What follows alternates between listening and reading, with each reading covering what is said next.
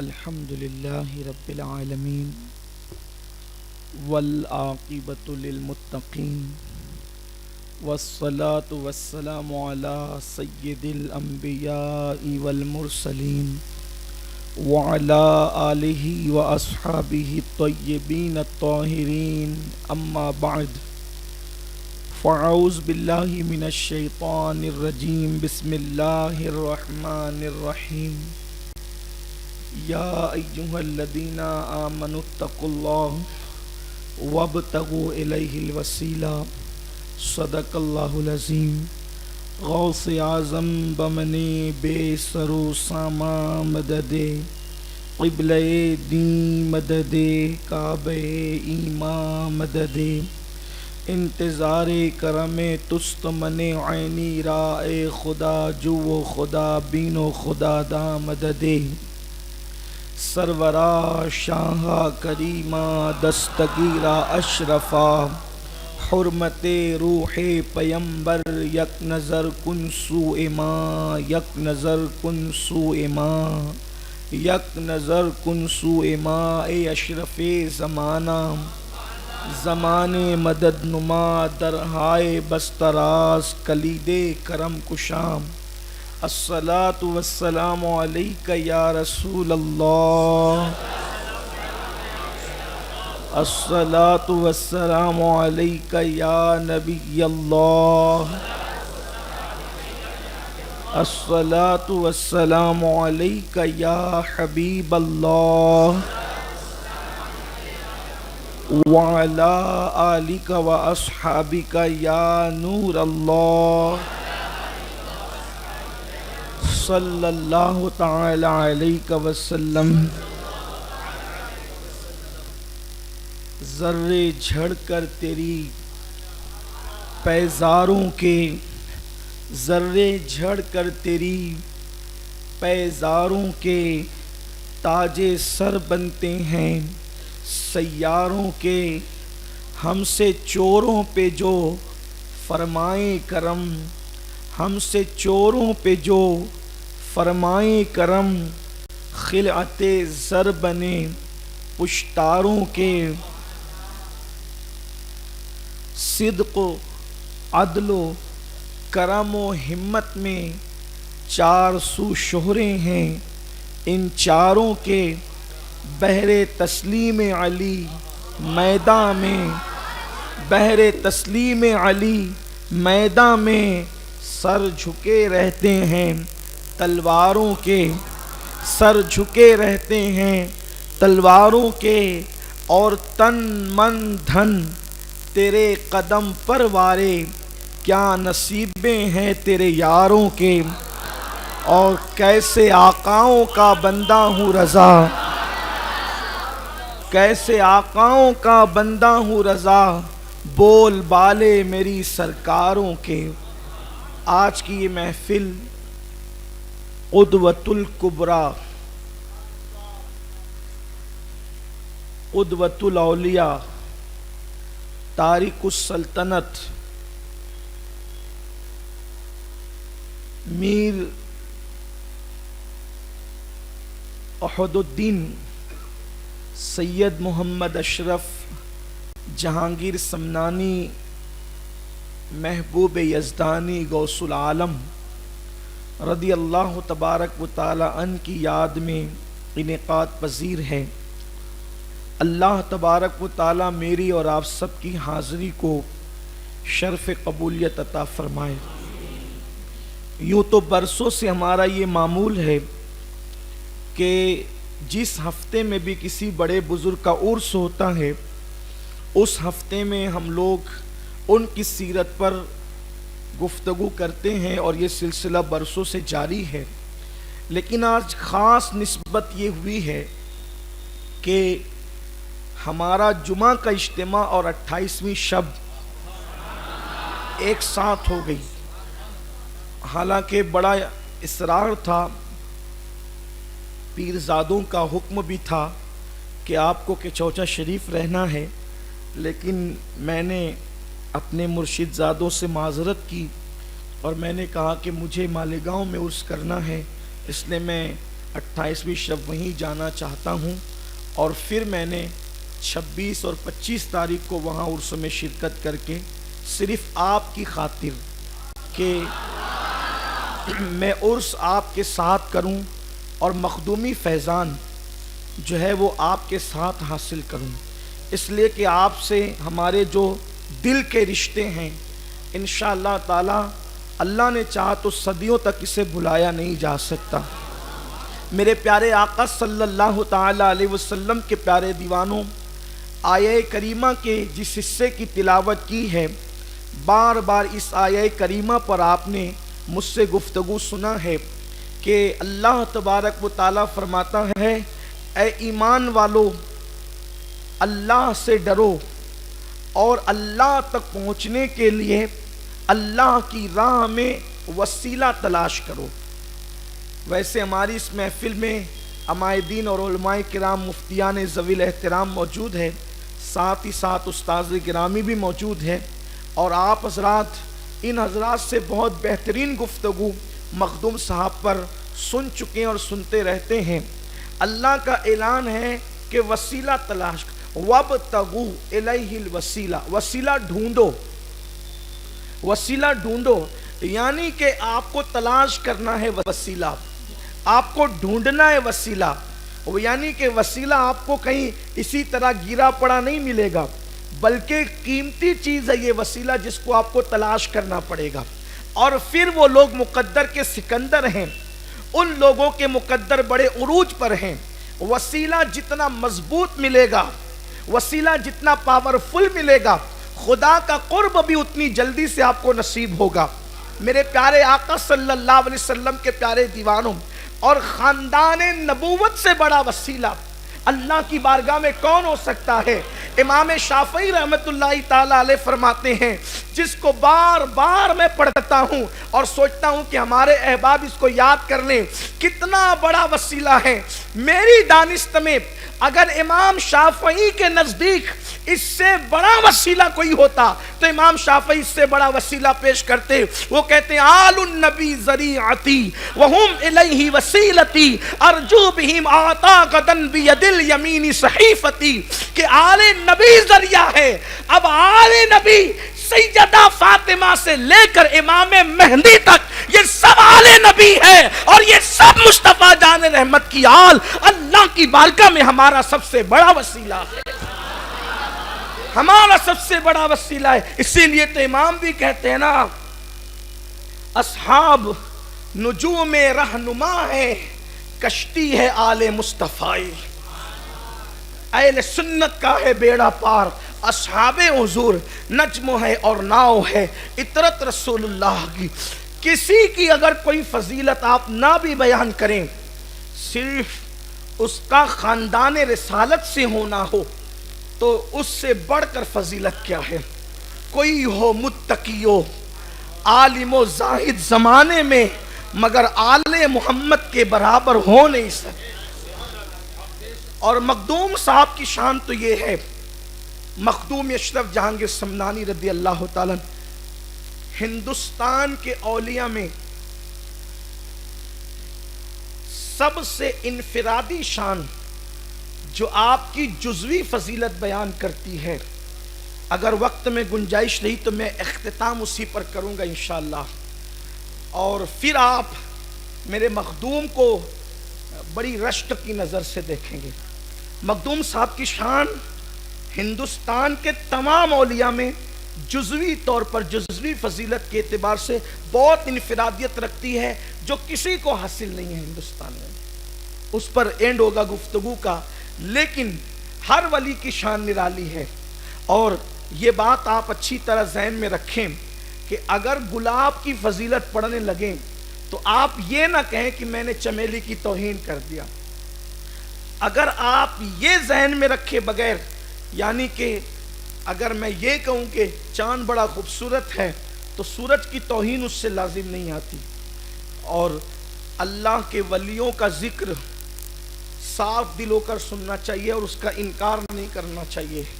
سمجھ میں آئے تو ٹھیک ہے، نہیں سمجھ میں آئے تو چھوڑ دینا چاہیے، انکار نہیں کرنا چاہیے، اس سے قسمت سنورتی۔ مخدوم صاحب نے اپنے ملفوظات میں فرمایا ہے کہ جب ولیوں کا ذکر ہوتا ہے تو رحمتوں کا نزول ہوتا ہے، دلوں پہ انوار برستے ہیں، قسمتیں سنورتی ہے، زندگیاں تبدیل ہوتی ہے، دل زندہ ہوتے ہیں، مصیبتیں دور ہوتی ہے، پریشانیاں دور ہوتی ہے۔ اللہ اکبر۔ حضرت مخدوم اشرف جہانگیر سمنانی اس بزرگ کا نام ہے کہ آپ کی ولادت سے 3 مہینہ پہلے سمنان کی سلطنت میں مجذوب لوگ گلیوں میں اعلان کرتے پھرتے تھے، خبردار ہوشیار، اشرف سمنا تشریف لانے والے۔ سمنان کے جو مجذوب لوگ تھے وہ گلیوں میں اعلان کرتے تھے کہ اشرف سمنا آنے والا ہے، اشرف سمنا آنے والا ہے۔ اور اس سلسلے میں ایک مجذوب کا واقعہ بہت تفصیل سے لکھا گیا ہے تاریخ کے اندر کہ اس دور میں جو ہے وہ شہروں میں فصیل ہوا کرتی تھی، بڑی بڑی دیواریں ہوتی تھیں اور پھر شہر کے دروازے ہوتے تھے۔ فصیلوں کو شہر پناہ بھی کہتے تھے، فصیل بھی کہتے تھے، دروازے بھی ہوتے تھے۔ تو دروازے رات کے وقت بند کر دیے جاتے تھے تاکہ دشمن کا کوئی خطرہ نہ ہو، چور ڈاکو کا کوئی خطرہ نہ ہو، شہر کے لوگ امن و امان سے سوتے رہیں۔ اور پھر جو ہے وہ گماشتے جو ہے وہ دیواروں پہ کھڑے ہو کر فصیلوں کی وہ ہاتھوں میں تلواریں لیے، نیزے بھالے لیے جو ہے وہ دیواروں پہ پہرا دیتے تھے کہ کوئی نہ آئے۔ ایک سپاہی یہ بیان کرتا ہے کہ میں نے دیکھا کہ اچانک رات آدھی گزر چکی ہے اور کوئی اعلان کرنے والا فصیل کے باہر اعلان کرتا ہے، خبردار ہوشیار، اشرف سمنا تشریف لانے والے۔ میں نے سوچا یہ اشرف سمنا کون ہے، یہ اشرف سمنا کون ہے؟ اور میں فصیل کے اس طرف دیکھ رہا ہوں اور اس کی آواز اچانک بلند ہوتی چلی جاتی ہے۔ چونکہ فصیل بھی تھی، اس کو پھلانگنا آسان نہیں تھا کیونکہ فصیل بہت اونچی اونچی ہوتی تھی، اس کو پھلانگا نہیں جا سکتا تھا، دروازے بھی بند تھے۔ وہ سپاہی کہتا ہے کہ میں یہ منظر دیکھ رہا تھا کہ میں نے کیا دیکھا کہ وہ باہر فصیل کی طرف اعلان کرتا ہے، میری پلک جھپکتی ہے، وہی اعلان شہر کے اندر سے آواز آتی ہے۔ جب میں شہر کے اندر دیکھتا ہوں تو میں کیا دیکھتا ہوں کہ جو باہر اعلان کر رہا تھا پلک کے جھپکتے وہ اندر پہنچ گیا ہے، دروازہ بھی بند ہے، فصیل بھی ہے، وہ اندر ہے۔ جب میں نے اس کو غور سے دیکھا وہ کوئی اور نہیں تھا، ہمارے سمنان کا سب سے بڑا مجذوب جس کو ابراہیم مجذوب کہتے تھے وہی اعلان کر رہا۔ اشرف سمنا آنے والے ہیں، گلی گلی کوچے کوچے لوگ حیران تھے یہ اشرف سمنا کون ہے، یہ اشرف سمنا کون ہے؟ یہ وہی اشرف سمنا ہے جس کے تذکرے سمندر کے اندر بھی ہوتے ہیں، جس کے تذکرے دریا کے اندر بھی ہوتے ہیں، جس کے تذکرے جنگلوں میں بھی ہوتے ہیں، جس کے تذکرے بیابانوں میں بھی ہوتے ہیں۔ اللہ اکبر۔ یہ اشرف سمنا اور پیدا ہوئے وہ سرکار کا بچپن میں بہت پہلے بیان کر چکا۔ پھر پیدا ہوئے، قرأت سبا کے قاری بنائے گئے، 7 قرأتوں پر قرآن پڑھنا جانتے تھے مخدوم صاحب، اور 14 سال کی عمر میں پہنچتے پہنچتے سارے ظاہری علوم کے عالم ہو چکے تھے۔ 14 سال کی عمر میں پہنچنے سے پہلے حضرت خضر سے ملاقات ہو چکی تھی۔ خضر علیہ السلام آپ کی باطنی تعلیم کے لیے تشریف لاتے تھے۔ حضرت اویس قرنی کی روح آپ کی تربیت فرماتی تھی۔ صرف اشارے دے کر آگے بڑھنا ہے۔ روح اویس قرنی آپ کی تربیت فرماتی تھی۔ خضر علیہ السلام باطنی تعلیم کے لیے تشریف لاتے تھے۔ آپ غور کریں کہ یہ شان سب کو میسر نہیں ہوتی، ہر ولی شان والا ہوتا ہے لیکن یہ شان سب کو میسر نہیں ہوتی۔ اور پھر حیرت کی بات یہ ہے کہ آدمی اگر لوم چلائے نا تو لوم چلاتے ہوئے انسان پنج گنج قادریہ بھی مکمل نہیں کر پاتا۔ اور مخدوم صاحب کی شان یہ ہے کہ حکومت سنبھالتے ہوئے بھی خضر علیہ السلام اور اویس قرنی کے دیے ہوئے اوراد و وظائف کی تکمیل کر رہے تھے۔ یہ کوئی کرامت سے کم نہیں ہے آپ کی کہ آپ جو ہیں اتنی عبادتیں کر رہے تھے، اس کا تذکرہ یہاں کرنے کی اس وقت گنجائش نہیں ہے کہ انہوں نے عبادتیں کتنی کہ تخت سلطنت سنبھالتے ہوئے، حکومت سنبھالتے ہوئے. اور آپ شاید اس بات کو سن چکے ہوں گے کہ جب چنگیزیوں نے حملہ کیا ہے تو اس وقت حضرت مخدوم صاحب کی عمر 15-16 سال کی صرف تھی. اس وقت آپ نے اپنے امیروں سے اور وزیروں سے جو ہے وہ مشورہ کیا کہ یہ حملہ کر رہے ہیں اور کوئی ان کے مقابلے میں ٹک نہیں سکا، پہاڑوں کی طرح یہ فوج لے کر کے آئے ہیں. تو لوگوں نے کہا کہ آپ جو ہے وہ کیا نظریہ رکھتے ہیں؟ وہ فرمایا کہ میں ان سے لڑوں گا.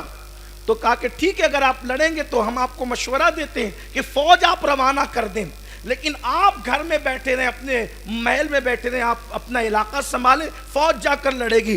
تو مخدوم صاحب ان کے سامنے تقریر کرتے ہیں اور خطاب فرماتے، فرمایا کہ تم میری چھوٹی عمر پر مجھ پہ ترس کر رہے ہو اور اسی لیے تم مجھے مشورہ دے رہے ہو کہ تم کو جا کر کے لڑنے کی ضرورت نہیں ہے کیونکہ تم 15-16 سال کے، تم کھل کر نہیں کہہ رہے ہو، لیکن میری چھوٹی عمر پہ ترس کھاتے ہوئے تم کہتے ہو کہ آپ محل سنبھالے، فوج جا کر لڑے گی. کہا یہ ہمارے خاندان کی ریت کے خلاف ہے کہ خود تو گھر میں بیٹھے رہے اور فوج کو روانہ کرے. اللہ اکبر، میرے نانا کی سنت ہے، ہر جنگ میں مصطفیٰ جان رحمت آگے رہتے تھے اور لوگ پیچھے رہا کرتے تھے.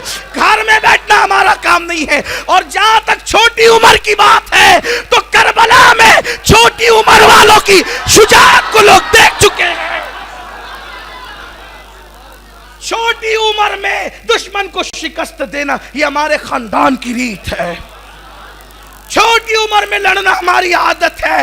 لوگ 14-15 سال کے اشرف پہ رحم کر رہے ہیں، جنگ تو 6 مہینے کا علی اصغر بھی کر چکا.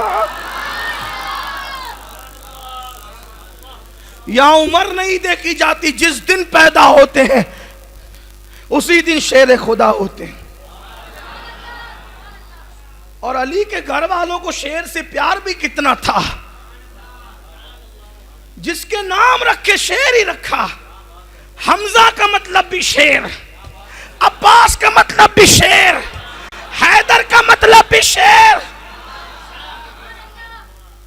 شیر سے کم کوئی ہے ہی نہیں.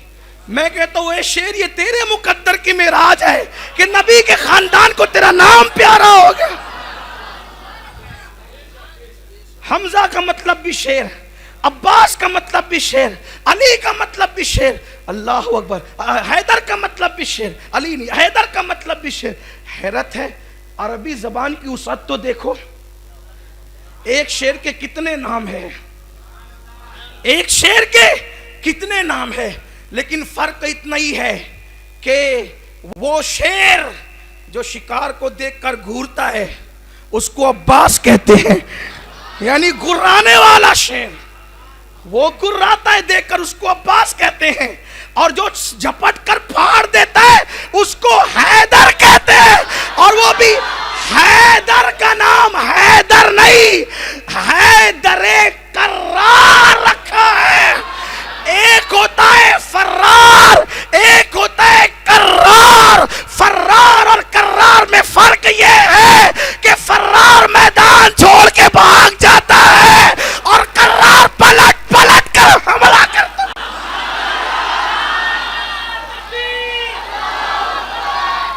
اسی لیے مولا علی جنگوں میں کہتے تھے میری ماں نے میرا نام حیدر کرار رکھا. حیدر کرار. عباس گرانے والا. حضرت عباس کا ذکر ہے، چھوٹی عمر میں جنگ کیسے کیے. مورخ نے کہاں تک انصاف کیا مجھے نہیں پتا، نقل کی حیثیت سے بیان کر دیتا ہوں. ایک جنگ کے موقع پہ مولا علی نے اپنے بیٹوں سے میٹنگ کی. کہتے ہیں علی یہ مرتضیٰ کے کم و بیش 20 بیٹے تھے. کم و بیش کتنے تھے؟ 6-7 تو کربلا میں آئے تھے اور مزید بھی تھے. بہرحال اختلاف روایت تاریخی روایت ہے اور تاریخ میں تو اختلاف ہوئے گا کہ ہو ہی سکتا ہے. بہرحال تم بہت باپ کے بیٹے تھے علی. امام موسیٰ کاظم کے 18 بیٹے تھے. 30 سے زیادہ بیٹے غوث پاک کے تھے. یہ خاندان اولاد والا بہت ہوا ہے. یہ ہم دو ہمارے دو کی لعنت تو آج شروع بھی ہے. ہمارے یہاں پودے لگانے کا ذوق بھی ہے اور پودے سنبھالنے کا ہمت بھی. وہ کمچو لوگ ہیں کہ جو پودے لگا بھی نہیں سکتے, پودے سنبھال بھی نہیں سکتے. ہمارے یہاں بڑا شوق ہے پودے لگانے کا, اس لیے کہ کسان جتنا طاقتور ہوتا ہے وہ ہل بھی اتنی مضبوط چلاتا ہے. جس کسان میں قوت ہی نہیں ہو بیچارے کے اندر, تو اسے ہل چلانے کا ذوق کیا ہے. لیکن اللہ اکبر, علی مرتضیٰ کے بھی کئی بیٹے, امام موسیٰ کاظم کے, لیکن بیٹے بہت زیادہ ہوئے تھے. امام زین العابدین سے کسی نے پوچھا آپ کے خاندان میں اولاد زیادہ ہوتی لیکن آپ کے ابا کے بیٹے کم ہے. فرمایا وہ تو شکر کرو کہ 3 ہو گئے, شکر کرو کہ 3 ہو گئے, ورنہ میرے ابا تو رات بھر مصلی پر ہی رہتے تھے. ان کو عبادت کا بڑا ذوق تھا. بہرحال تو بات آ گئی چھوٹی عمر کی جنگ کی, تو مولا مشکل کشا نے اپنے بیٹوں سے میٹنگ کی. سامنے 50,000 سے زیادہ کا لشکر تھا. اب توجہ میری طرف رکھیں, لوگ آتے جاتے رہیں گے, اگر آپ کا ذوق سلامت ہے تو. حالانکہ یہ محفل باہر ہونی تھی لیکن شاید احباب نے بارش کی وجہ اور جمعہ کی وجہ سے کہا کہ مرکز پر رکھ لیں تاکہ اچھا ہو جائے. مولا مشکل کشا نے بیٹوں سے میٹنگ کی اور فرمایا کہ 50,000 سے زیادہ کا لشکر ہے, میں چاہتا ہوں کہ علی کا کوئی بیٹا جائے, علی کا کوئی بیٹا جائے اور جا کر 50,000 کے لشکر سے جنگ کرے. علی پاک نے اپنے بیٹوں کی تربیت کیسے کی تھی. بہادری اس گھرانے کا وتیرہ ہے, اس گھرانے کی پہچان ہے. یہ اور بات ہے کہ صبر کرتے ہیں تو لوگوں کو بزدل نظر آتے ہیں, لیکن یاد رکھیں صبر بزدلی نہیں ہے, اصل بہادری تو صبر ہی کا نام ہے. ہاں, تو آپ نے میٹنگ کے درمیان کہا کہ علی کا کون بیٹا 50,000 کے زائد لشکر سے اکیلا لڑے گا. تو امام حسن کھڑے ہوئے, کہا ابو میں جاؤں گا. کہو پیارے حسن, میں نے نبی کا بیٹا نہیں کہا, میں نے علی کا بیٹا کہا. تم نبی کے بیٹے ہو, تم نبی کے بیٹے ہو, میں نے نبی کا بیٹا نہیں کہا, علی کا بیٹا ہے. اولاد علی, لیکن حضور نے کہہ دیا نا کہ حسن حسین میرے بیٹے ہیں, اور قرآن نے بھی کہہ دیا ابنانا و ابناءکم, اپنے بیٹوں کو آپ لائیں وہ اپنے بیٹوں کو لائیں. قرآن کہہ رہے ان کو نبی کا بیٹا. تو مولا مشکل کشا نے کہا کہ میں نے علی کا بیٹا کہا ہے, نبی کا بیٹا نہیں کہا ہے. تو 12 سال کے تھے حضرت عباس علمدار, غازی عباس, اٹھ کے کھڑے ہوئے کہا بابا میں جاؤں گا.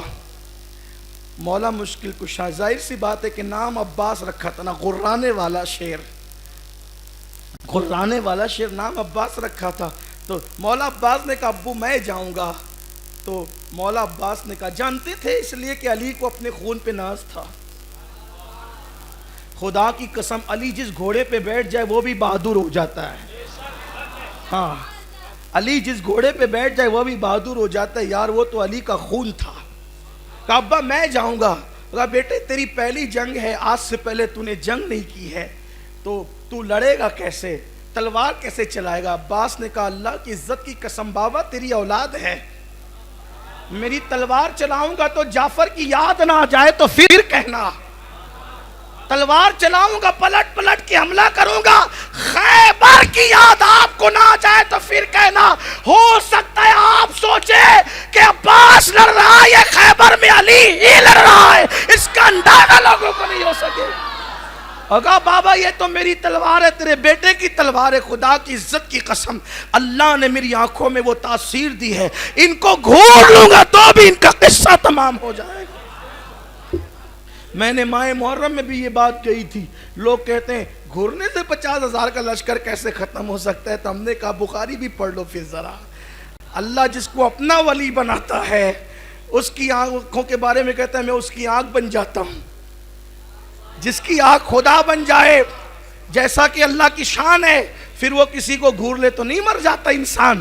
تو بتاؤ جب ولی بنے کیسے, نوافل کی کثرت سے ولی بنے تو اس کی آنکھوں کی تاثیر یہ ہے جو علی کے گھر میں پیدا ہو کر علی کی گود میں پلے، اس عباس کی نگاہوں کی تاثیر کیا ہوگی؟ قمر بنو ہاشم باب الحوائج، قمر بنو ہاشم باب الحوائج مولا عباس۔ تو مخدوم صاحب نے کہا بچپنے میں لڑنا یہ ہمارے خاندان کی ریت ہے، مجھ پہ رحم مت کرو 15-16 سال کی عمر دیکھ کر، چلو میں خود چلوں گا۔ اور اس کے بعد جو لڑا ہے تاریخ گواہ ہے، چنگیزیوں سے کوئی جیت نہیں سکا سوائے اشرف نام کے بادشاہ کے، اور اسی اشرف کو اشرف سمنا جہانگیر سمنانی کہتے ہیں۔ یہ مخدوم صاحب ہے۔ مخدوم صاحب جب اپنے گھر سے نکلے، انہوں نے پوری زندگی سیاحت میں گزاری، سفر میں گزاری۔ سفر کرتے کرتے یہ روم پہنچے۔ روم بہت دن تک کہ انہوں نے قیام کیا۔ جب روم میں قیام کیا تو وہاں اپنی خانقاہ بھی بنائی، اپنی خانقاہ بھی بنائی۔ وہاں پر خانقاہ میں ایک کمرہ تھا، ایک مشہور نام ہے تصوف کی دنیا میں حضرت جلال الدین عارف رومی کا۔ ان دنوں ان کے جانشین وہاں جلوگر تھے۔ انہوں نے حضرت مخدوم اشرف جہانگیر سمنانی کو دعوت دی اپنی خانقاہ میں کہ سرکار تشریف لائیں۔ اور جب چونکہ اس دور کا بھی یہ رواج تھا اور آج بھی کچھ حد تک یہ رواج موجود ہے کہ جب ہم شیوخ کو، مشائخ کو، علماء کو، اولیاء کو اپنے گھر مدعو کرتے ہیں تو پھر تنہا ان کو دعوت نہیں دیتے بلکہ کئی معزز لوگوں کو بھی مدعو کرتے ہیں کہ ان کے ساتھ اوروں کی بھی دعوت ہو جائے۔ تو مخدوم صاحب کو جب انہوں نے دعوت دی تو جو روم کے شیخ الاسلام تھے، رومی شیخ الاسلام، شیخ الاسلام اس کو کہتے ہیں کہ جو اس دور کے اہل علم میں بڑا بلند مقام رکھتا ہو، بہت زیادہ اس کی علمی صلاحیت بہت زیادہ ہو، اس کو شیخ الاسلام کا مطلب ہوتا ہے اسلام کا شیخ، بہت علم والے کا خطاب، اس کا لقب ہوتا ہے جس کے علم کو بہت بے مثال لوگ پاتے ہیں، علم حدیث، علم فقہ، اور جو اس کو اللہ تعالیٰ بڑا درک عطا کرتا ہے علم دین کے معاملے میں تو اس کو شیخ الاسلام کا لقب دیتے ہیں۔ جیسے کہ اب شیخ الاسلام کا منصب کیا ہوتا ہے، آپ اس کو صرف اتنا سمجھنے کے لیے سمجھ لیں کہ بابا فرید الدین گنج شکر کے دور میں شیخ الاسلام کا لقب بابا فرید کو دیا گیا تھا۔ حضرت نظام الدین اولیاء کے دور میں شیخ الاسلام کا لقب حضرت نظام الدین اولیاء کو دیا گیا تھا۔ حضرت خواجہ عثمان ہارونی کے دور میں شیخ الاسلام کا لقب حضرت جو ہے وہ خواجہ عثمان ہارونی کو دیا گیا تھا۔ یعنی آپ سمجھ سکتے ہیں کتنا بڑا منصب ہے یہ شیخ الاسلام کا لقب اور منصب۔ تو روم کے جو شیخ الاسلام تھے، عارف رومی کے سجادہ نشین نے ان کو بھی مدعو کیا کہ ہم مخدوم اشرف جہانگیر سمنانی کو ہم نے مدعو کیا ہے اپنی خانقاہ میں، آپ بھی تشریف لائیں۔ اب یہ شیخ الاسلام صاحب بھی تشریف لانے والے تھے تو انہوں نے جیسی دعوت ملی تو انہوں نے مائنڈ بنایا کہ سنا ہے کہ اشرف سمنا بڑے علم والے ہیں، تو جب دعوت میں یہ آئیں گے تو میں ان سے ایسا سوال کروں گا کہ یہ جواب نہیں دے پائیں گے۔ اصل میں کیا ہے کہ خدا جب حسن دیتا ہے تو نزاکت آئی جاتی ہے، تو جب اللہ تعالیٰ علم دیتا ہے تو کبھی کبھی ایسا ہوتا ہے نا کہ خمار علم آدمی پر جب چھا جاتا ہے تو پھر کبھی کبھی اس کو کچھ نظر نہیں آتا۔ بے چین نواب درود شریف پڑھیں، میری بات سنیں آپ لوگ۔ رب صلی وسلم دائما ابدا علی حبیبک خیر الخلق کل۔ میری طرف توجہ فرمائیں، میں بہت قیمتی بات کر رہا ہوں، اپنے آقا کا ذکر کر رہا ہوں۔ ہاں تو روم کے شیخ الاسلام نے سوچا کہ جب اشرف سمنا آئیں گے تو اس وقت جو ہے وہ ہم ان سے ایسا سوال کریں گے کہ وہ اس کا جواب نہ دے سکیں۔ انہوں نے مائنڈ سیٹ کر لیا اور جو دل و دماغ میں سوال یہ بہت مشکل سے مشکل، شیخ الاسلام صاحب بہت مشکل سے مشکل جو سیٹ کر سکتے تھے انہوں نے سیٹ کیا۔ حضرت تشریف لائے، جیسے ہی حضرت خانقاہ میں داخل ہوئے تو پہلے سب لوگ آ چکے تھے۔ جب خانقاہ میں حضرت نے قدم رکھا تو جو روم کے شیخ الاسلام تھے انہوں نے کیا دیکھا، اشرف سمنا کے جسم سے ایک وجود نکلا بالکل ان کے ہم شکل، وہ ایک جگہ کھڑا ہو گیا، پھر دوسرا نکلا، پھر تیسرا نکلا، پھر چوتھا نکلا، پھر پانچواں نکلا۔ حتیٰ کہ 100 وجود نکلے اور مخدوم صاحب کے دائیں بائیں کھڑے ہو گئے. جیسے ہی حضرت کو دیکھا تو عارف رومی کے جو سجادہ نشین تھے، صاحب مثنوی کے جو سجادہ نشین تھے، وہ سر و قد اٹھ کر کے کھڑے ہوئے اور کھڑے ہو کر کے بہت بڑے تخت پر لے جا کر کے ان کو بٹھا دیا. اور جب لے کر کے جا کے بٹھایا تو یہ شیخ الاسلام صاحب تو دیکھ رہے تھے کہ ایک اشرف سمنا تھے، یہاں تو 100 ہو گئے ہیں. سرکار اشرف سمنا بیٹھے تخت پر اور بیٹھ کر کے شیخ الاسلام کی طرف نگاہ اٹھا کر کہتے ہیں، شیخ صاحب یہ ان میں سے جس سے مشکل سوال کرنا چاہتے ہو، کس اشرف سے پوچھنا ہے ذرا پوچھ لو. آپ بڑا مشکل سوال کرنا چاہتے تھے تو ذرا سا پوچھو کس اشرف سے پوچھنا ہے. وہ تو دیکھ رہے تھے یا تو ایک نہیں بلکہ 100 اشرف ہے.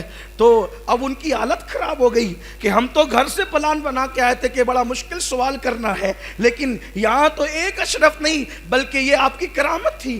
اللہ اکبر، 100 وجود نکلے. معاذ اللہ میں کوئی آوا گون یا میں کوئی اور بات نہیں کر رہا ہوں، لیکن اللہ اکبر یہ آپ کی کرامت ہے، اس لیے کہ ولیوں کی کرامت ہے، سرکار غوث پاک کی بھی کرامت ہے. گئے ایک وقت میں 70 مریدوں کے یہاں آقا سمجھ میں آ نہیں سکتا معمہ غوث اعظم کا. تو اللہ اکبر میرے پیارے آقا صلی اللہ علیہ وسلم کے پیارے دیوانوں، اس وقت جو ہے وہ شیخ الاسلام صاحب بے چین ہو گئے، تڑپ گئے، پریشان ہو گئے. اور پھر انہوں نے عارف رومی کے سجادہ نشین کو پکڑا اور پکڑ کر کے کہنے لگے کہ حضرت آپ وسیلہ بنے اور معافی کا کوئی انتظام کریں. پھر اس کے بعد عارف رومی کے سجادہ نشین کو لے کر گئے، کہا کہ حضرت میں سمجھ نہیں پایا تھا آپ کی شخصیت کو، مجھے معاف فرما دے. فرمایا خیر ہے کہ تم نے عارف رومی کے سجادے کو وسیلہ بنایا، ورنہ ہم تمہاری حیثیت بتاتے تھے کہ تمہاری حیثیت کیا ہے. تو میرے پیارے آقا علیہ السلام کے پیارے دیوانوں، سرکار مخدوم صاحب کی شان یہ گفتگو سمیٹتے ہوئے، مخدوم صاحب کی ہندوستان میں انفرادی شان یہ ہے کہ مخدوم اشرف صرف ایک واسطے سے رسول اللہ کے خلیفہ ہوتے ہیں، صرف ایک واسطے. یہ ایک انفرادی شان ہے آپ کی کہ مخدوم صاحب اور رسول اللہ کے درمیان صرف ایک فاصلہ ہے، بس ایک شخصیت ہے. اس کی تفصیل یہ بیان کی جاتی ہے، مخدوم صاحب نے اپنے مکتوبات میں خود لکھا ہے. دیکھیں غریب نواز ہندوستان کے بادشاہ ہیں اور ان کی کوئی مثال ہندوستان میں نہیں ہے. مفہوم مخالفہ مراد قطعی نہیں لے سکتے. اور غریب نواز کے غلاموں کے غلام ہے مخدوم صاحب، قطب الدین بختیار کاکی کے غلاموں کے غلام ہے مخدوم صاحب، نظام الدین اولیاء کے غلاموں کے غلام ہے مخدوم صاحب. وہ لوگ بہت اعلیٰ ہیں اور آقا ہیں مخدوم صاحب کے، لیکن قدرت کے فیصلے ہیں. قدرت جس کو جو چاہے وہ نعمت عطا کر دے. یہ فیصلے قدرت کے ہیں، جس کے نصیب میں جو لکھا ہوتا ہے عطا کرتے ہیں. اس سے کبھی یہ ثابت نہیں ہوتا کہ وہ افضل ہو گیا اور وہ افضل ہو گیا، یہ کبھی ثابت نہیں ہوتا.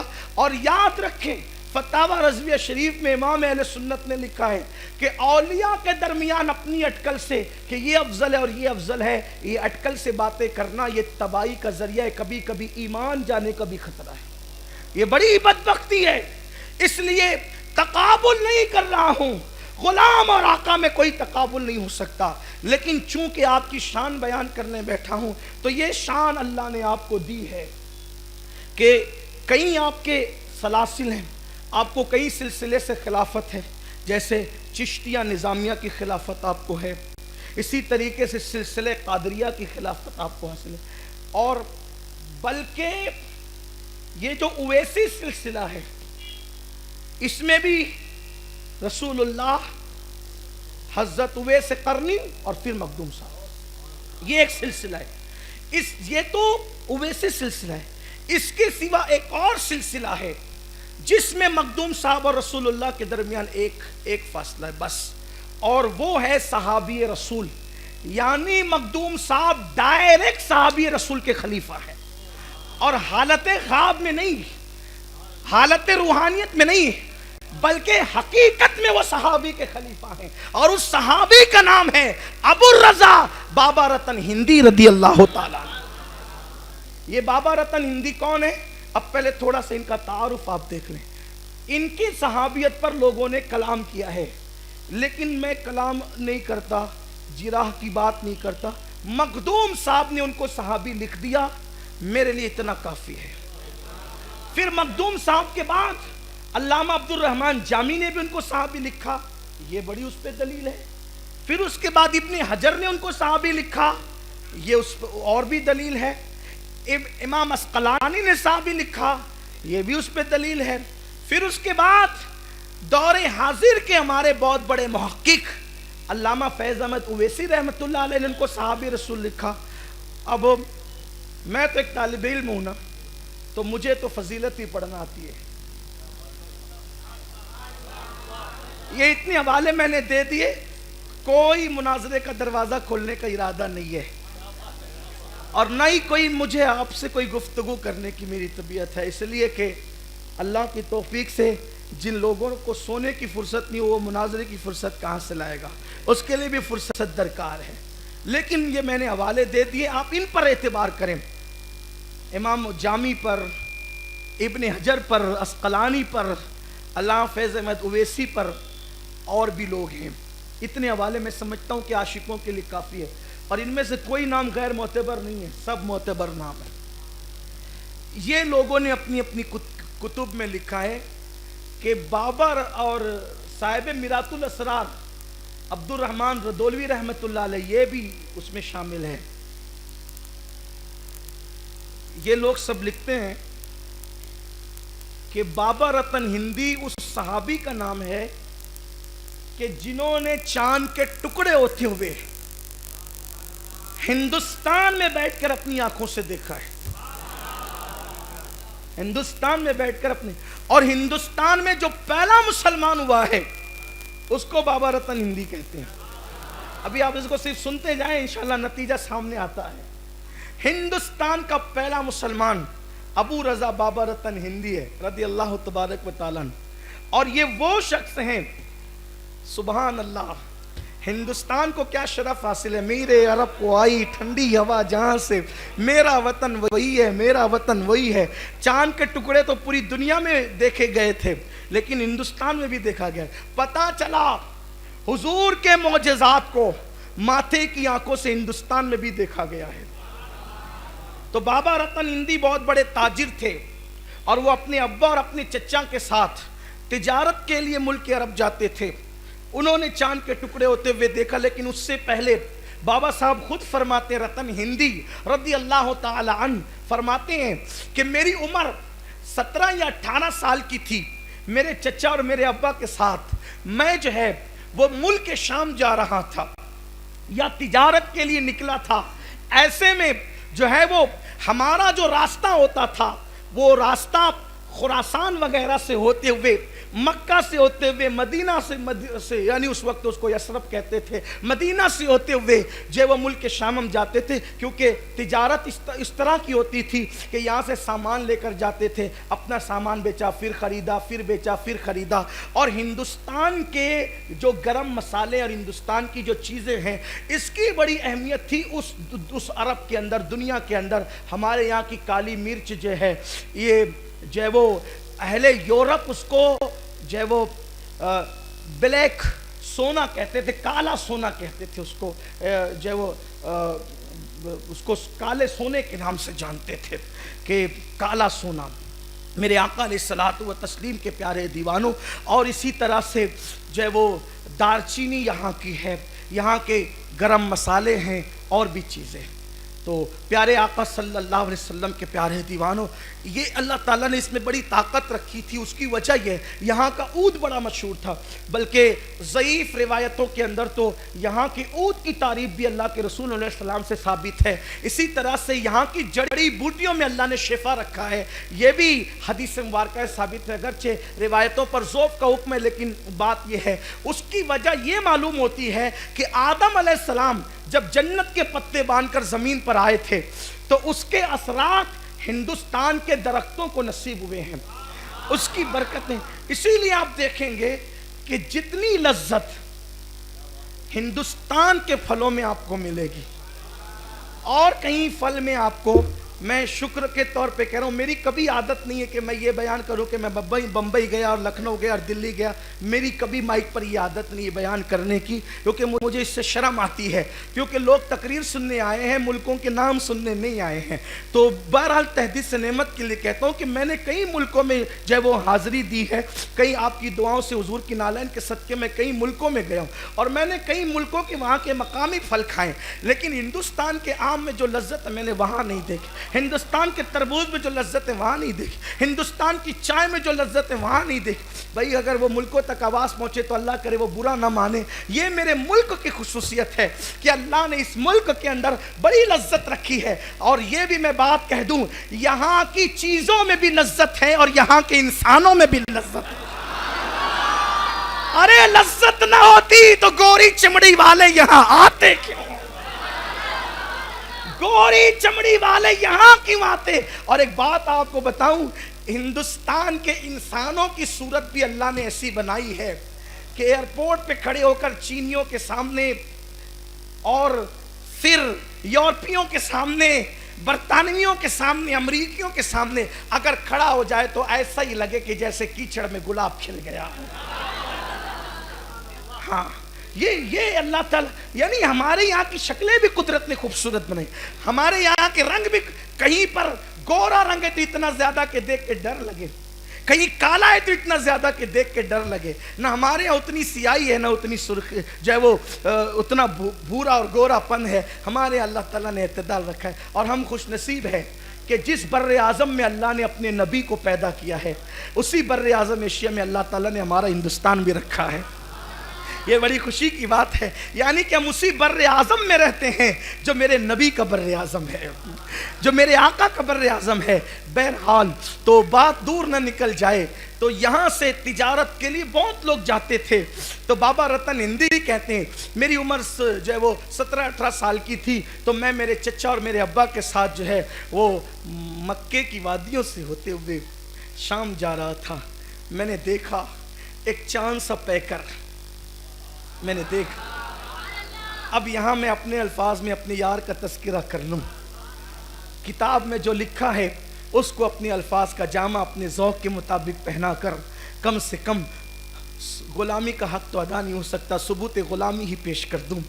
بابا رتن ہندی کہتے ہیں میں نے دیکھا کہ ایک ننھا سا وجود، چاند سا پیکر، ایسا لگتا تھا جیسے آسمان کا چاند زمین پہ اتر آیا ہوا، یا یوں لگتا تھا جیسے سورج نے اپنی کرنوں کو سمیٹ کر زمین پر قدم رنجائی کی ہو، یا ایسا لگتا تھا جیسے شاہکار قدرت یا حسن جنت سمٹ کر کسی ایک پیکر میں جمع ہو گیا ہو، یا ایسا لگتا تھا جیسے ستاروں کی انجمن زمین پر آ گئی ہو، یا ایسا لگتا تھا جیسے حسن کی ملکہ نے اپنے پورے پروں کو سمیٹ کر کسی وجود کے اندر جو ہے خامہ فرسائی کر لی ہو، یا ایسا لگتا تھا جیسے کسی بہت بڑے باغ میں کسی گلاب نے ابھی ابھی مسکرایا ہو، کوئی کلی ابھی ابھی مسکرائی ہو. کیا کہوں اس کو، بلکہ یوں لگتا تھا جیسے عرش فرش پر آ گیا ہو، لیکن وجود بڑا ننھا سا تھا، وجود بڑا چھوٹا سا تھا. اس کے آگے آگے بکریاں تھی اور اس کے ہاتھ میں ڈنڈا تھا، وہ ایک عصا لے کر کے چاہے وہ بکریوں کی طرف چل رہا تھا. لیکن اللہ اکبر، آئیے ذرا بابا رتن نے نہیں کہا لیکن دوسری روایتوں کے ذریعے سے اس کو بھی پیش کر دوں. جب میرے نبی بکریاں چراتے تھے، ہر چرواہا جب بکری چراتا ہے تو کبھی بکری کے ادھر پیچھے بھاگتا ہے، کبھی ادھر پیچھے بھاگتا ہے، بکری ادھر کو جاتی ہے، کبھی ادھر کو جاتی ہے، کبھی ادھر کو جاتی ہے، وہ ڈنڈے سے ادھر ادھر کرتے رہتا ہے.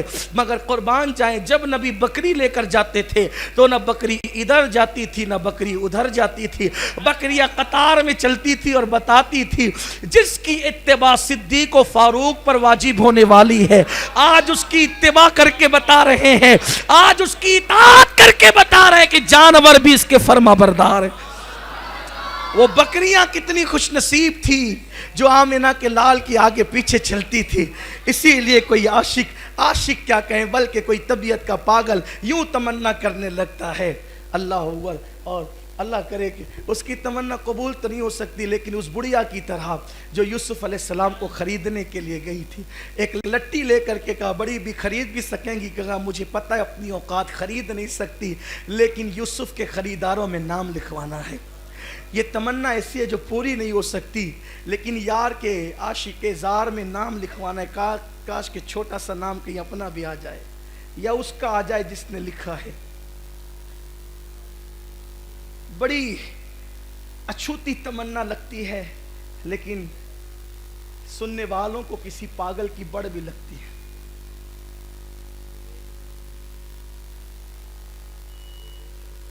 وہ لے کے جاتے مجھے روز،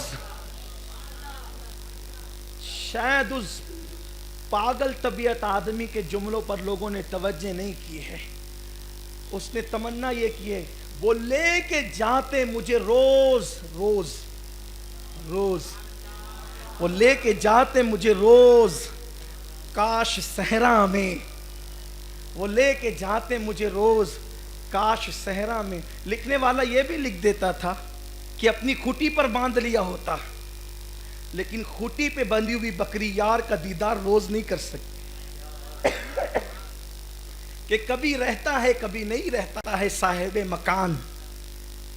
پھر اس کے بعد شہر میں یا گھر پہ رکھنے کی تمنا نہیں کی ہے، بلکہ اس نے تمنا کی ہے صحرا کی۔ شاید اس کی تمنا کے پیچھے راز یہ ہو کہ صحرا ہو اور وہ بکری ہو اور اس کا یار ہو۔ صحرا کی تمنا اس لیے کی ہے کہ یار کے دیدار کی لذت جو تنہائیوں میں آتی ہے وہ لوگوں کے سامنے نہیں آتی۔ اس لیے استاد زمن نے بھی کہا ہے کہ دل میں ہو یاد تیری گوشے تنہائی ہو، پھر تو خلوت میں عجب انجمن آرائی ہو، آستانے پہ تیرے سر ہو اجل آئی ہو، پھر تو اے جانے جہاں تو بھی تماشائی ہو۔ کہ وہ لے کے جاتے مجھے روز کاش صحرا میں حلیمہ دائی کی بکری ہی بن گیا ہوتا۔ تمنا پوری نہیں ہو سکتی، لیکن لٹی والا معاملہ ہی ہے کہ عاشقان زار میں کئی نام آ جائے تو ان کا کرم ہے۔ تو بابا رتن کہتے ہیں بڑا جو ہے وہ ننھا سا وجود تھا، من موہنی صورت تھی، اللہ اللہ وہ بچپنے کی فمن، اس خدا باتی صورت پہ لاکھوں سلام۔ بہت بارش ہو چکی تھی، وادی میں پانی بھرا ہوا تھا، بکریاں چھلانگ لگا لگا کر آگے کود رہی تھی۔ وہ وجود نازنین ہاتھ میں عصا لے کر ٹھہر گیا اور انتظار کرنے لگا کہ اب کروں کیا۔ واللہ وہ محتاج نہ تھا، اس لیے کہ جو سدرہ پر جبریل کے آگے آگے جائے، جہاں جبریل ان کے ساتھ چلے تو تھک جائے، اسے چھلانگ لگانا کوئی مشکل نہ تھا۔ لیکن بات عرض کروں، صاحب حیا کے لیے چھلانگ لگانے میں آر محسوس ہوتی، جو بیچاروں کو حیا جو ہے وہ چھو کر بھی نہ گزری ان کے لیے کچھ نہیں ہے۔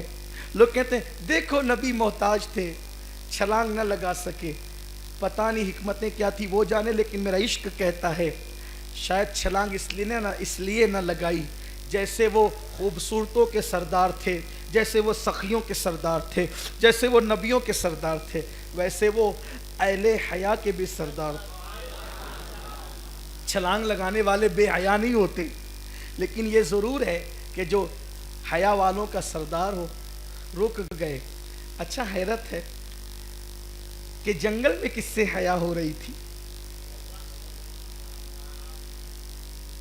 جنگل میں کس سے حیا ہو رہی تھی؟ وجہ یہ تھی، آیت ہے نا، کیا ہے؟ انکا بے آیوننا، اس طرح کی کوئی آیت ہے؟ او کما قال، مجھے صحیح آیت یاد نہیں آ رہی ہے، لیکن اس کا مفہوم یہ، حبیب ہر وقت تو میری نگاہوں میں ہے۔ انکا بے آیوننا، اے محبوب، بولو آپ جی لوگ، انکا بے آیوننا، اے محبوب تو ہر وقت میری نگاہوں کے سامنے ہے۔ اللہ اللہ، کوئی کسی کو نگاہ میں رکھتا ہے، کوئی کسی کو نگاہ میں رکھتا ہے، قدرت کہتی ہے میرے یار تو میری نگاہوں کے سامنے ہے، تو ہر وقت ہماری نگاہوں کے سامنے ہے، تو ہر وقت ہماری نگاہوں کے سامنے ہے۔ اللہ اکبر، وہ حیا والا رسول نگاہوں کے سامنے ہونے کی وجہ سے، نگاہوں کے سامنے ہونے کی وجہ سے گویا کہ حیا فرما رہے ہیں۔ लाठी ले ली, नाला भर के बह रहा है, पीछे से बाबा रतन हिंदी आते हैं, चेहरा देखकर दिलो जान हार देते हैं। अगर मेरी गुफ्तगू दूर नहीं हट रही है तो मुझे यहाँ हुजूर के बारे में एक बात कहना है। तौरात में हुजूर अलैहिस्सलाम की शान ये बयान की गई है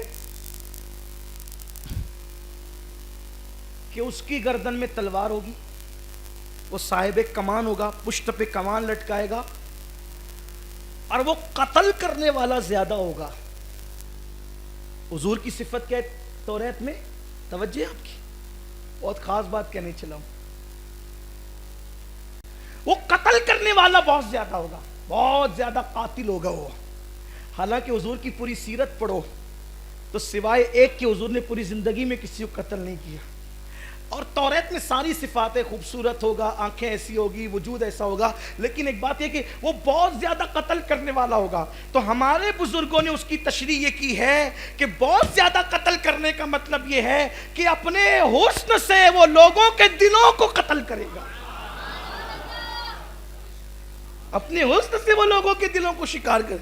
यही तो सब कतील के बैठे हैं ना। सईद एजाज कामतवी अलैहिर्रहमान ने कहा है ना कि वो सईद खस्ता, वो बेनवा, वो कतील तैगे फिराक का, जिसे शौक है तेरी दीद का, उसी गमज़दा का सलाम ले।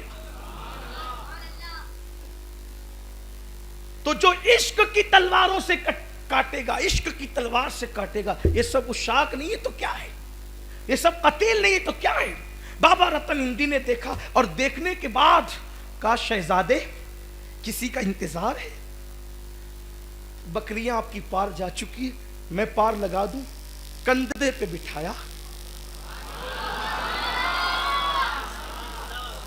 रतन हिंदी ने, मेरे हिंदुस्तानी ने, मेरे हिंदी ने मेरे नबी को कंधे पे उठाया। अभी ऐलान नबुवत कंधे पे उठाया और उठा करके पार लगाया। हुजूर ने देखा, कहा अल्लाह तेरी उम्र में बरकत दे, तेरी उम्र में बरकत दे, तेरी उम्र में बरकत दे। 7 मरतबा पलट पलट कर कहा तेरी उम्र में बरकत दे। हर दुआ में अल्लाह ने एक सदी बरकत अता कर दी। बाबा रतन को अल्लाह ने 700 साल की उम्र अता फरमाई। नेमते बांटता जिस्म तो वो ज़ीशान गया, साथ ही मुंशी रहमत का कलम दान गया। एक दुआ में 100 साल उम्र बढ़ाई, 7 बार दुआ की, मुस्कुरा मुस्कुरा कर मेरे करीब से घर कतरा किसी ने मांगा, दरिया बहा दिए हैं दुर्बे बहा। कंधे पे उठा के पार क्या लगाया, मुस्कुरा। आप बताएं, लोगों को कौन पता भी नहीं था कि वो नबी थे। अरे जिसको पता ना हो, इतने छोटे छोटे बच्चे भी क्या दुआएं देते हैं, और इस तरह देते हैं। और फिर उनकी दुआओं का ये एतबार होता है कि इनायत का जोड़ा, इजाबत का सेहरा, दुल्हन बन के निकली दुआए मोहम्मद। इजाबत में झुक कर गले से लगाया बड़ी नाज से जब दुआए मोहम्मद। 7 बार दुआ की, अल्लाह तेरी उम्र बढ़ा दे, अल्लाह तेरी उम्र बढ़ा दे, अल्लाह तेरी उम्र बढ़ा दे। कहते मैं तो निकल गया, तिजारत की वापस आया, फिर बहुत दिन हो गए, अरब जाना न हुआ।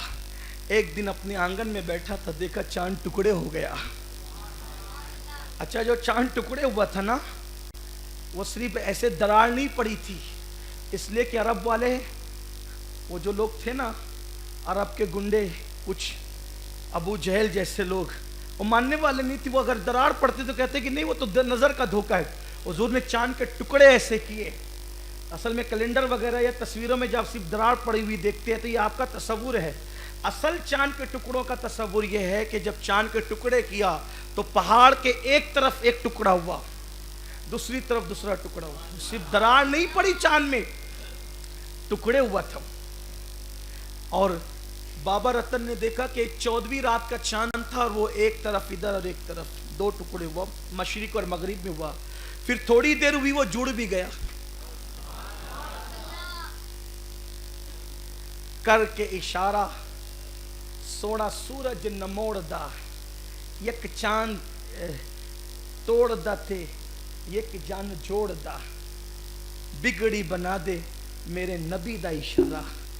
اور میرے امام کہتے ہیں بڑے مزے میں کہتے ہیں، اشارے سے چاند چیر دیا، چھپے ہوئے خور کو پھیر دیا، گئے ہوئے دن کو عصر کیا، یہ تاب و تما تمہارے. رتن ہندی نے سوچا یہ کیا ہو رہا ہے، بہت پریشان رہے، کیا کریں کیا کریں، کچھ سمجھ میں نہیں آیا. عرب سے قافلہ آیا تجارت کا، وہ بھی آئے تو بات نکلی کہ وہی وہ ایک ایسے عجیب چاند ٹوٹا پھر جڑا. تو لوگوں نے بتایا کہ ہمارے مکہ میں ایک شخص نے نبوت کا اعلان کیا ہے، اور نبوت کے لیے جب دلیل مانگی گئی تو اس نے کہا کہ جو کہو دلیل پیش کرے، کیونکہ جادو زمین کی چیزوں پہ اثر کرتا ہے، آسمان کی چیزوں پہ اثر نہیں کرتا. تو لوگوں نے کہا کہ چاند کے ٹکڑے کر دے، تو اس نے ٹکڑے کر دیا. تب بابا رتن ہندی کہتے اسی دن میں جوت جگی کہ اس یار سے ملنا چاہیے جو چاند ٹکڑے کرتا ہے. کہا پھر میں نے تیاری کی، تجارت کا مال لیا اور گیا. جب میں عرب پہنچا تو مجھے تو اب تجارت دوسرے نمبر پہ تھی، پہلے نمبر پہ یار سے ملنا تھا، یار کا دیدار کرنا تھا. میں گیا تو دیکھا کہ روتب سمجھتے جو کچی تازہ کھجوریں ہوتی ہیں نا، اس کو روتب کہتے ہیں، جس میں عام طور پہ مسجد نبوی میں جس سے افطار ہوتی ہے، تازہ روتب بھر کے پڑی ہوئی تھی ان کے سامنے. اور میں گیا، جا کر کے بیٹھا. بیٹھنے کے بعد انہوں نے مجھے دیکھ کے مسکرایا اور مسکرا کے کہا روتب کھا. میں ڈرا، ان کا چہرہ بڑا خوبصورت تھا، سب لوگ ادب سے بیٹھے تھے، میں ہندوستانی ہندی، تو میں جو ہے وہ ادب سے بیٹھا. انہوں نے کہا تکلف نہیں کرتے، اس سے نفاق بڑھتا ہے، تکلف چھوڑ، اس سے محبت بڑھتی ہے. قریبا ادن منی قریبا، اور میرے ساتھ کھجور کھا. کہا میں کھاتا گیا، لیکن انہوں نے کیا کیا، جب میں کھا چکا تو 7 کھجوریں اٹھا کے مجھے دی، 7 کھجوریں اٹھا کر کے دی. میں نے کہا چاند جس نے توڑا تھا وہ آپ ہی ہیں؟ کہا میں ہی ہوں.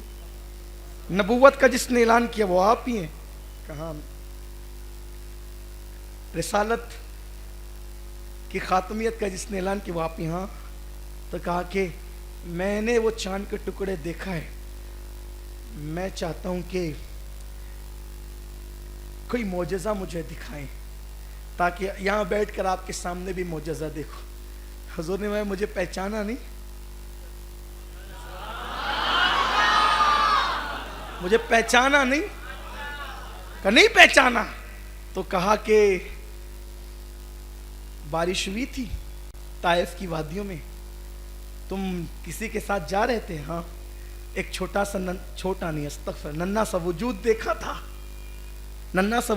تھا، بکریاں چرا رہا تھا اور تو نے اس کو پار لگا دیا تھا. اس نے 7 بار تجھے دعائیں دی تھی. ہاں ہاں. وہ کون تھا؟ میں ہی تو تھا. جا 700 سال تک تو جیے گا. اس وقت 7 مرتبہ دعائیں دی تھی، ادھر 7 کھجوریں عطا فرمائی، 7 کھجوریں دی، ادھر 7 دعائیں دی. اللہ اکبر. کہا کہ پھر میں ملا، ہاتھ بڑھایا، مسلمان ہوا اور پھر ان سے مل کر چلا گیا. پھر پوری زندگی ملاقات نہ ہوئی. انہوں نے مجھے اپنا جبہ دیا تھا، انہوں نے مجھے اپنا جبہ دیا تھا. 700 سال تک جبہ لے لے کے پھرتا رہا. کتنے بڑے بڑوں سے ملاقات ہوئی، نہیں دیا. عارف ملے، عابد ملے، قطب ملے، ابدال ملے، اغواس ملے، رجال الغیب ملے، سب ملے، کسی کو نہیں دیا وہ جبہ. 700 سال کی عمر ہو گئی، زندگی کے آخری ایام آ گئے. حتیٰ کہ رتن ہندی کا وجود مرغ کی طرح نرم ہو گیا. کپاس کے اندر آپ کو بٹھا کر رکھنے لگے، زنبیل میں آپ کا وجود رکھا جانے لگا اور آپ اسی میں رہتے. جب کوئی آتا تو آپ کے کان میں کوئی کہتا سرکار یہ فلاں آیا ہے، کچھ پوچھنا چاہتا ہے. اور لوگ اکثر آ کر کے وہی پوچھتے تھے کہ کیسے دیکھا حضور کو، کیا دیکھا، تو تفصیل بتاتے تھے۔ علاء الدولہ سمنانی کے ساتھ سرکار مخدوم اشرف جہانگیر سمنانی کا سفر بھٹنڈا ہوا۔ کہاں پر؟ بھٹنڈا۔ میں بھی گیا ہوں بھٹنڈا۔ بھٹنڈا کا سفر ہوا، وہاں پہنچے تو رتن ہندی نے جب ان کو کہا گیا کہ ایک حسینی سید آیا ہے جس کا نام اشرف ہے، کہا بلاؤ اس کو۔ بلائے گئے، اور اس کے بعد جب بلائے گئے ساری تفصیل مخدوم صاحب سے انہوں نے بیان کی، وہی جو میں نے ابھی آپ کو بیان کی، اور پھر اس کے بعد کہا وہ میرا صندوق لاؤ۔ کہتے ہیں اس میں 114 تبرکات تھے رسول اللہ کے۔ کتنے تھے؟ 114 تبرکات تھے رسول اللہ کے۔ ایک تبرک کنگی علاء الدین دولہ کو دیا، اور وہ پورے تبرکات حضور کا جبہ سمیت بطور خلافت و اجازت حضرت بابا رتن ہندی نے مخدوم اشرف جہانگیر سمنانی کو عطا فرمایا اور اپنا خلیفہ بنایا۔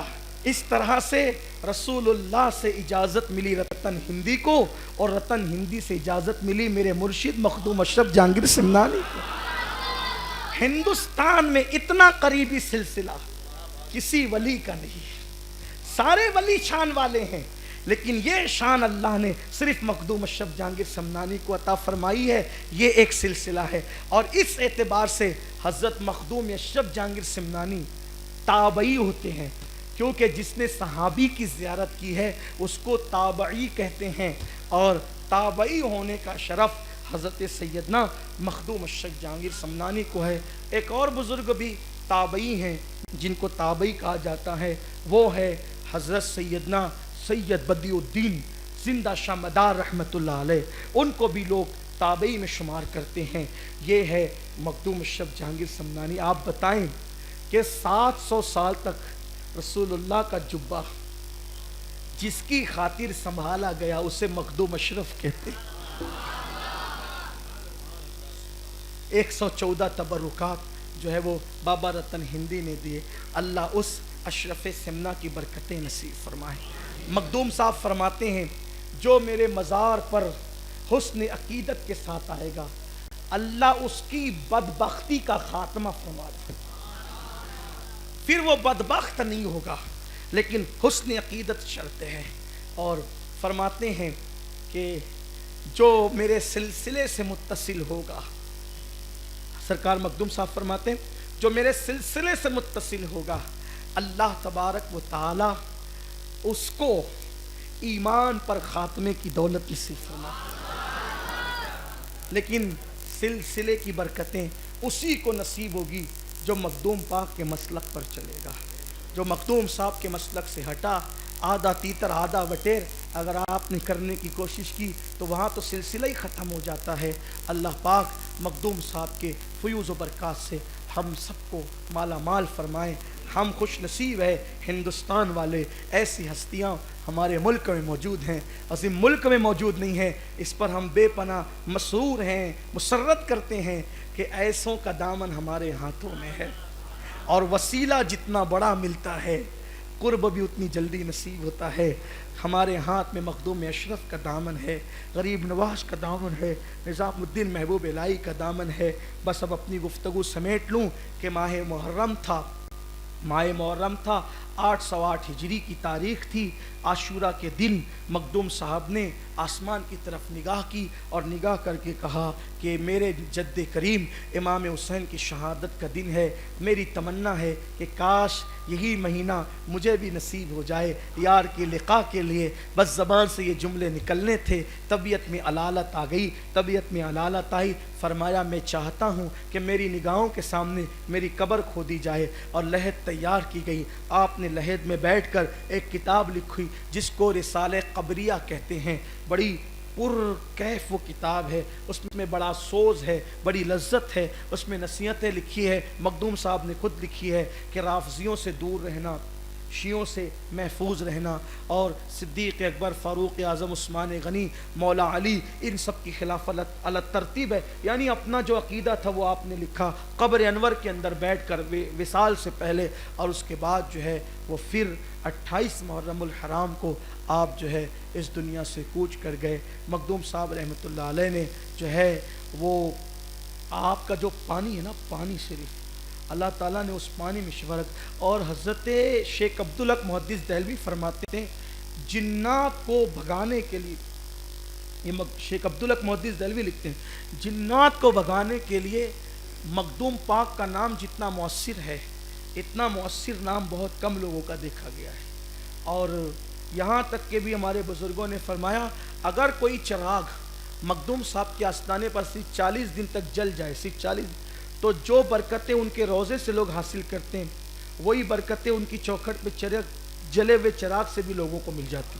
یہ کتنی بڑی بات ہے، یہ برکتیں ہیں. اور آج ان کے وصال کی شب ہے، 28ویں شب ہے. اللہ تعالیٰ سے دعا ہے اللہ ان کے صدقے ہماری تقدیریں سنوار دیں. میں نے بابا رتن ہندی کا تذکرہ کئی کتابوں سے ملا کر اتنے مجموعہ کے طور پر کیا ہے اور بحیثیت ناقل کیا ہے. اگر اس میں کوئی غلطی ہو تو اللہ تعالیٰ معاف کرے. استغفر اللہ رب من کل ذنب واتوب الیہ وما علینا الا البلاغ. ابھی انشاءاللہ تعالیٰ پہلے ہم کل شریف کریں گے، پھر اس کے بعد صلاۃ السلام ہوگا، پھر دعا ہوگی. آپ بیٹھے رہیں، کل شریف کریں گے.